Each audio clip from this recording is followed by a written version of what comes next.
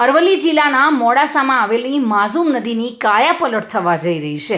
વર્ષોથી આ માટે લોકો આતુરતાથી રાહ જોઈ રહ્યા હતા અને જેના માટે કરીને અગાઉ નગરપાલિકાના પ્રમુખ સુભાષભાઈ શાહ દ્વારા શહેરી વિકાસમાં અને સરકારમાં વારંવાર રજૂઆત કરવામાં આવી હતી,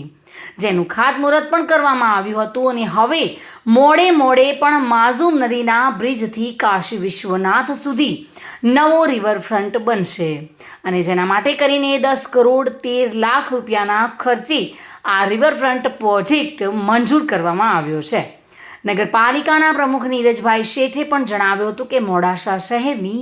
માઝૂમ નદીનું કાયાપલટ થશે અને માઝૂમ નદીના કિનારા પર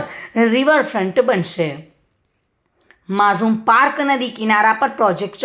પ્રોટેક્શન દિવાલ, રિવરફ્રન્ટ ગાર્ડન સહિતનું એક પાર્ક 360 મીટરની લંબાઈમાં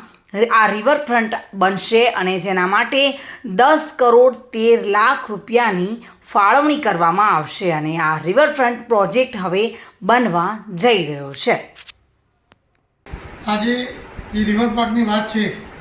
જેની અંદર કહેવાય કે આજે 2019ની અંદર જ્યારે સરકારશ્રી તરફથી બ વર્ગની નગરપાલિકાને 4 કરોડ રૂપિયાની સૈદ્ધાંતિક મંજૂરી મળેલ હતી, તે વખતે જ્યારે જોવા જતાં ત્યાં ઊંડાઈ વધારે હોવાને કારણે જે કહી શકાય કે જેની અંદર ખર્ચ થોડો વધી જતો હતો, જે સ્વભંડોળમાંથી અમે કરવાનું કહ્યું હતું, પણ ત્યાંથી જે સૈદ્ધાંતિક મંજૂરી મળ્યા પછી આગળની પ્રોસેસ કરી નહોતા શક્યા। ત્યારબાદ 2021ની અંદર એનો રિવાઇઝ પ્લાન કરી અને ફરીથી અમે મોકલ્યો હતો અને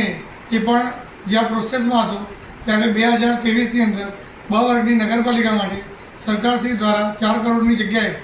8 કરોડની અમને મંજૂરી મળી હતી એ અને જે ઉપરનો ખર્ચ હોય એ અમે સ્વભંડોળમાંથી અમે કરવાના હતા। તો 2023માં જે મંજૂરી મળી એ જે સૈદ્ધાંતિક મંજૂરી અત્યારે મળવાપાત્ર હમણાં થશે થોડાક ટાઈમમાં અને જેવી સૈદ્ધાંતિક મંજૂરી મળશે ત્યારબાદ એની ટેન્ડર પ્રક્રિયા કરી અને આગળની પ્રોસેસ થશે, જેની અંદર પ્રોટેક્શન વોલ,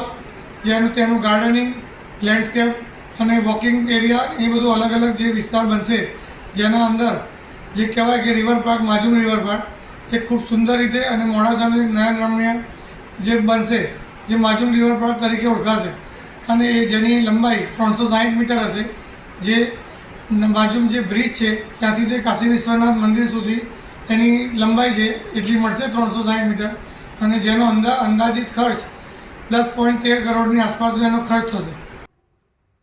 ધાર્મિક ભટ્ટ સાથે bureau report, today Gujarati news.